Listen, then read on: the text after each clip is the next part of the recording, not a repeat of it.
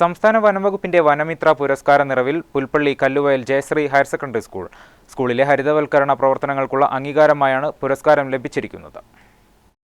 ഔഷധസസ്യങ്ങൾ, നക്ഷത്രവനം, 40-ലധികം ഫലവൃക്ഷങ്ങൾ, പ്ലാവിൻതോട്ടം, തണൽമരങ്ങൾ, മുളന്തോട്ടം, green park എന്നിങ്ങനെ സ്കൂളിലെ ഹരിതവൽക്കരണ പ്രവർത്തനങ്ങൾക്കുള്ള അംഗീകാരമായാണ് പുരസ്കാരം ലഭിച്ചിരിക്കുന്നത്.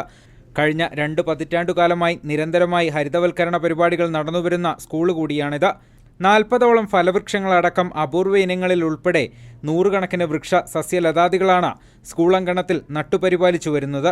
സ്കൂളിന് സ്വന്തമായുള്ള 12 ഏക്കർ സ്ഥലത്താണ് ഹരിതവൽക്കരണ പരിപാടികൾ നടന്നുവരുന്നത്. വനംവകുപ്പിന്റെ അടക്കം വിവിധ ഹരിതവൽക്കരണ പദ്ധതികൾ സ്കൂളിൽ ഇപ്പോൾ നടന്നുവരികയാണ്. 65ഓളം വൃക്ഷങ്ങളാണ് വിദ്യാവനം പദ്ധതിയിലൂടെ ഇവിടെ നട്ടുപരിപാലിക്കുന്നത്. ഭൂമിക്കൊരു മുളഞ്ചോലയാണ് സ്കൂളിൽ പ്രാവർത്തികമാക്കുന്ന മറ്റൊരു പ്രധാന പദ്ധതി.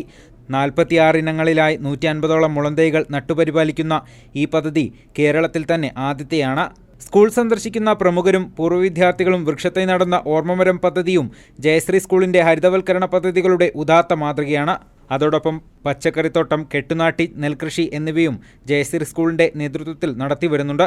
സോഷ്യൽ ഫോറസ്ട്രിയുടെ തൈ ഉൽപാദന യൂണിറ്റും ജയശ്രീയിൽ പ്രവർത്തിച്ചു വരുന്നു. സ്കൂളിലെ NCC, SPC, NSS, red cross, scout and guides, പരിസ്ഥിതി ക്ലബ്ബ്, ഹരിതസേന എന്നിവയുടെ യോജിച്ചുള്ള പ്രവർത്തനത്തിലാണ് ഹരിതവൽക്കരണ പരിപാടികൾ നടന്നുവരുന്നത്.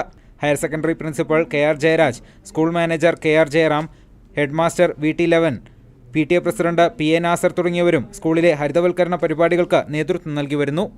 കുട്ടികളുടെയും രക്ഷകർത്താക്കളുടെയും അധ്യാപകരുടെയും മാനേജ്മെൻറ്റിൻ്റെയും ഈ പരിസരവാസികളുടെയും ഒക്കെ വലിയ ഒരു സഹകരണം ഇക്കാര്യത്തിൽ ഉണ്ടായിട്ടുണ്ട്.